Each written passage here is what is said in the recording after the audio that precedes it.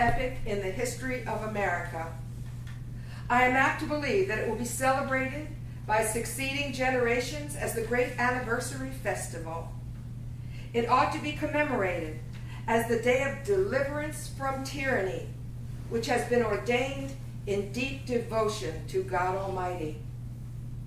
It ought to be solemnized with pomp and parade, with shows, games, sports, bonfires, and illumination. From one end of this continent to the other, from this time forward, forevermore. And we all know the powerful beginning of the Declaration of Independence. Some of you could probably say it with me. We hold these truths to be self-evident, that all men are created equal, that they are, I can't say this without tears, that they are endowed by their Creator with certain unalienable rights, that among these are life, liberty, and the pursuit of happiness. Years later, in 1787, with the war over and won, the leaders of our new government painstakingly crafted the Constitution of the United States. They then had the monumental task of getting at least 9 of the 13 states to agree to it. Imagine what it was like to get that group of fiery, unruly, independent revolutionaries to agree on anything. After many long hours of debate, the Constitution was finally ratified by the requisite 9. But this did not mean the debate was over. Far from it. There were many people who wanted the rights spelled out in the Declaration of Independence included in the Constitution. The result of these debates was the addition in 1791 of 10 amendments to the Constitution, which we call the Bill of Rights. You'll find a copy of these in your bulletin this morning. Between 1791 and 1972, 16 other amendments have been made to the Constitution on prohibition and, of course, the repeal of prohibition, on the right of all citizens to vote without limitation or barrier, regardless of race, color, or previous condition of servitude, on the right of women to vote, on abolishing slavery, on the protection of immigrants and naturalized citizens, on changing the voting age to 18, on the procedures for electing the president, vice president, senators, and representatives, and also the cause and procedure for removing them from office before the end of their term, if need be. David Hawkins' landmark book, Power versus Force, presents a graph of human thought along a scale of consciousness ranging from 20 to 1,000. The lowest state of consciousness at 20 is humiliation or shame, with other life-alienating states like blame, despair, regret, anxiety, craving, hate, and scorn rising on the scale by increments to a midpoint of 200, which he names courage. From 200, consciousness rises along the scale with thought patterns like trust, optimism, forgiveness, understanding, reverence, serenity, and bliss, all the way to pure consciousness, which he calls the ineffable, between 700 and 1,000. Well, Hawkins calls the state of consciousness, which conceived the Declaration of Independence and U.S. Constitution, to be at 700. Amazing, right? Over 200 years ago. As I read through these documents in preparation for today, I could actually feel the consciousness behind them. I could feel how deeply dedicated the founders of our country were to preserving the freedom of all people. There is an energy of fairness, of kindness, of respect, of devotion to the well-being of all.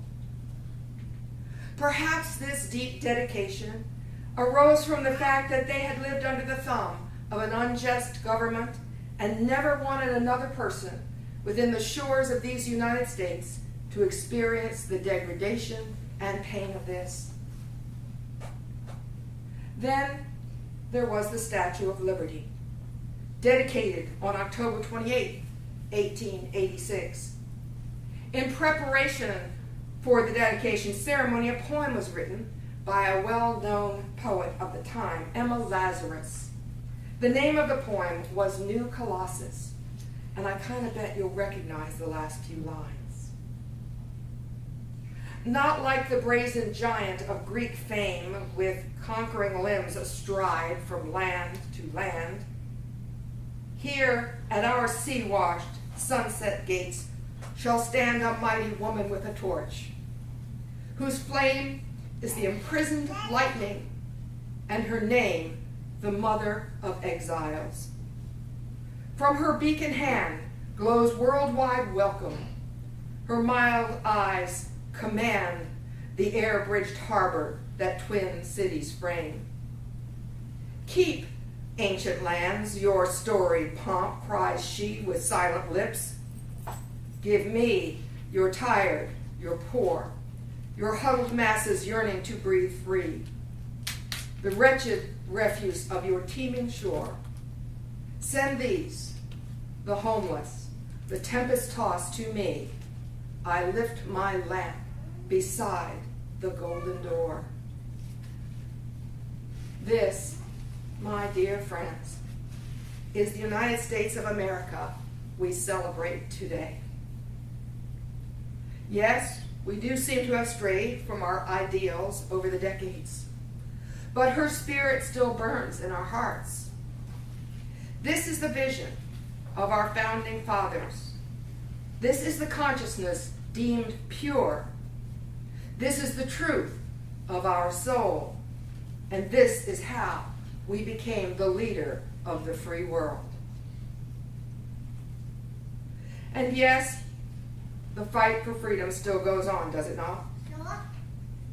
It seems to be an axiom that whenever a principle or ideal is stated out loud, there arises a second force.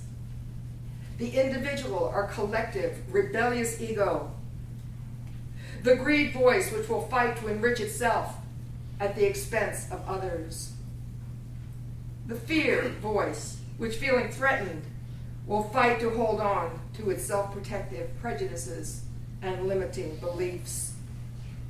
And so it's not surprising that ever since the Declaration of Independence, the Constitution, the Bill of Rights were written, ever since that Statue of Liberty was erected, we have struggled to walk our talk. And yet, just as John Adams advised, we do continue to celebrate freedom every Independence Day. Perhaps this year, more than most, we do not take our freedom for granted. Just as our founders said it, this freedom is God-given. Governments do not have the legitimate right to grant unalienable rights or to take them away. What good governments are bound to do is stand for the life and liberty of all people. Many of us in Unity have a small idea of what it is like to be religious refugees. Many of us have walked away from the religion of our ancestors because it deemed itself to have the right to tell us who and what God is, what we must believe, how we must behave, and what the punishment will be if we stray from the rules. We sought freedom from tyranny, freedom to decide for ourselves what is right and true, to develop a personal relationship with the God of our understanding, and to act from our own inner guidance. Unity people are often called spiritual seekers. But what is it that we're seeking? We're not seeking God. We know God is here and now, everywhere present, the very energy of life itself. No, what we are seeking is our own true self. We are seeking authenticity and integrity. We are seeking awareness and enlightenment. Who am I, really? What do I believe in my heart of hearts to be true? What do I stand for? What fears and errors must I heal in order for my actions to match the truth I hold dear? Most people, when they first come to a Unity Church, rejoice in the openness, acceptance, and personal freedom they find. They may start out thinking, hey, this church feels great. Here there is freedom with no strings attached. No one is telling me I'm a sinner or that I'm going to hell if I don't clean up my act. We rejoice in hearing that we were created whole, perfect, and complete, that whatever we truly want in life can be ours because it is the Father's great pleasure to give us the kingdom. At first, this all sounds sort of like a spiritual get-out-of-jail-free card. But then, in time, we discover something our founding fathers knew, that freedom is the most precious and the most challenging way of life there is. You see, spiritual freedom, like all freedom, gives us the right to be unconscious and create all manner of problems, pain, and drama for ourselves and those around us. In Unity, though, we come to see that we have another alternative. We can choose to be conscious, choose to hold beliefs, values, and attitudes that enrich our lives and the world. Choose to act on a thought or not act. In other words, choose the life we want to create and take the actions that create it. As Americans, we are called to a world view, steeped in generosity, kindness, and love for the stranger. Yet because we live in this great country, we are free to reject the values and commitments of our forefathers. But we do so at a price that may not be immediately apparent. We jeopardize our spirit, our happiness, our self-esteem, our individual high consciousness, and our freedom. Whatever we choose, though, we take responsibility, accepting that the choices we make moment by moment and hour by hour not only determine our own well-being, but also influence the well-being of our fellow human beings and the collective consciousness of our country and world. This is a very challenging idea because we all come with baggage, don't we? Few of us had perfect childhood. Our subconscious mind was conditioned by the things we were taught, what we observed and experienced as we grew into adulthood. We made meaning of these things, and thus we have powerful belief systems that drive our behavior. And we are living in a time when the dangers and evils of the world are in our faces every single moment. And so we have fears. We develop protective thought patterns and make protective choices. And they all seem to make perfect sense. Yet my message to us all today is this: wake up and take notice. Look deep and decide if the world our greed, fear, and self-centeredness is creating is the one we want our kids and grandkids to live in. Our founding documents were written 200 plus years ago. They were written for future generations. for the establishment of a world order in which people could risk and thrive and grow. And it has worked. Not for every single person, of course, but for everyone with the consciousness to lay hold of it. That's why the work of unity is so essential. And I pause to think about for a minute our mission, our purpose statement here. It reads, our purpose is to support the spiritual growth of individuals and raise the consciousness of our region and world. We affirm the inherent goodness, worth, and divine potential of every person. We welcome all in a spirit of acceptance and love. You feel it, right? The high consciousness of this statement? The more we raise our own consciousness and help others do so, the more we contribute to the American ideal. Every single day, unity people do their best to heal their fears and error thoughts, to expand their worldview so that they may grow increasingly free and can shine more and more light out on a world that is struggling in darkness. Unity principles entail a huge shift in consciousness. Before we knew them, it was possible to look at our destructive behavior and the painful dramas in our lives and say, poor me, look what people are doing to me. Why is my luck so much worse than theirs? We could point to our country's leaders and distance ourselves from the decisions and behaviors we don't like. No longer. Now we know that we are the creators of our own happiness and our unhappiness. Now we know that our leaders are reflections of our collective consciousness.